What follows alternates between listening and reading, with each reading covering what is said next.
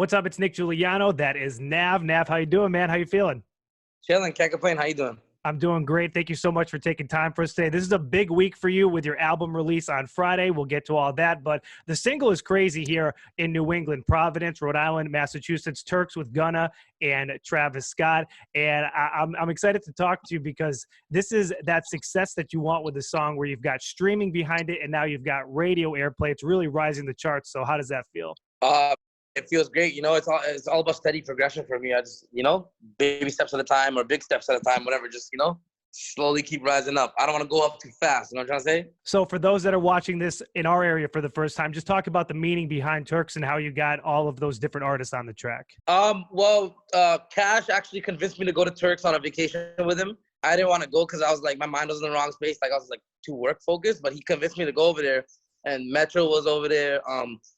Gunna was there. So with Metro, he has an engineer. So Cash has some beats. He's like, well, you want to go in the studio? Ethan's in there. You want to go record with them? I'm like, yeah, cool. Send me some beats. We was just bored and high. So I went in there. The first beat I played was the one from Wheezy for Turks. I did that. I did like 2 other songs. Then me and Gunna was just chilling with Cash, like in the dining area. And the songs were playing in the background. And then Gunna heard Turks and he's like, yo, what's that? And he instantly went to go record his verse. And then after, I think Cash showed it to Travis, and Travis loved it too. And Travis was on him, like, why not? That you need that traction. That leads into my next point too. I mean, the beat from Wheezy is just absolute fire. So it's cool to hear you say that. So that's a beat that you had, and then the song kind of came, because I know you're a production guy, so that just came from it. Yeah, like that's a beat that I guess Wheezy sent a pack to Cash. And I've even known Wheezy from like way before he blew up too, like by chance, like my good friend Rex Kudo. I went to his crib and Wheezy was just there wearing like a small little YSL chain. At that time, I didn't even know he really was YSL, if he really worked with Thug. I didn't really know, but all I knew was his beats was crazy, you know what I'm saying? And to see him at the top of the game right now is crazy. The response from your fans in this area, I mean, and everywhere, was just crazy from the second the song dropped. So how does that make you feel, just knowing, this single leading up to the album was really well received by your fans? Yeah, it's crazy though, because a lot of times the song that I don't like that much will be sometimes the biggest song. Like you could ask Cash. Cash really pushed me to force this like Turks thing. Like I was like, yeah, it's cool, it's good. I understand you think it's hard. Like I get how you think it's hard, but it's not my favorite song. But my favorite songs never really do the best out of all the songs. So I have to kind of just be like, you know what, Cash, he been right a few times already in the past. So let me just see what he does. You know what? I'll blame him if anything goes wrong. But nothing went wrong. You know what I mean? It's really interesting to hear that. I get a chance to talk to artists all the time like yourselves, and it seems like that happens more often than not. What the song that sticks is the one that was almost a throwaway for you guys. Sometimes it's the buzzer beater, like Tap. Like we got the song, the verse from Meek, and I did that Tap song a day before we handed in my last album. And that ended up being the biggest song on the album. I don't know how the album would have been without that song.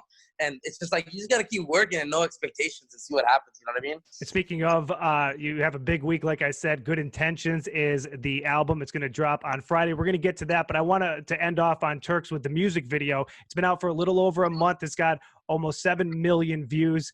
How did that concept come about? That looked like a crazy day of shooting, or however long it took to take.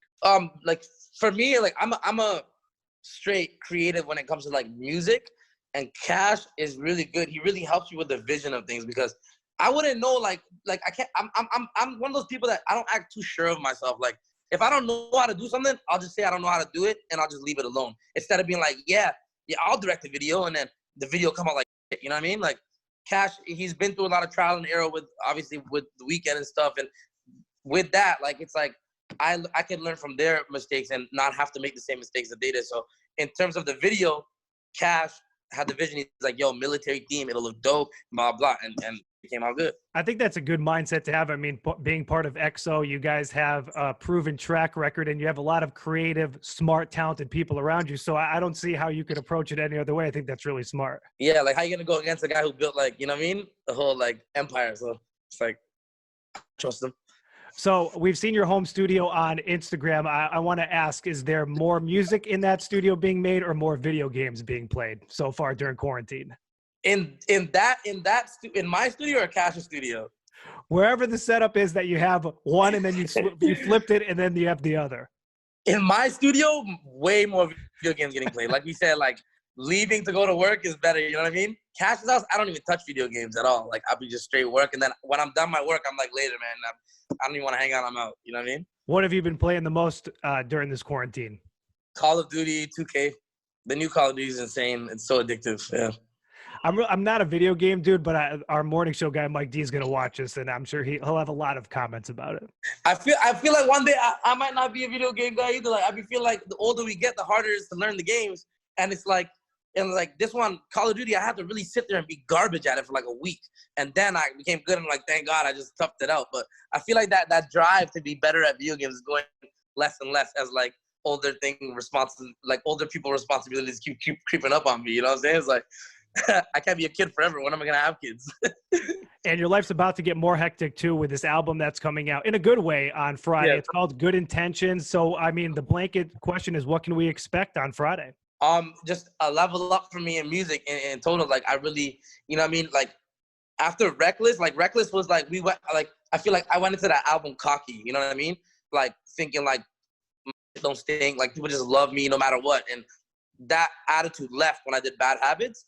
And now I'm building off the same good attitude of like, yo, let me get my homework done early. Let me start making this album early. Let me work in-house producers. Let me be behind the production, blah, blah, blah.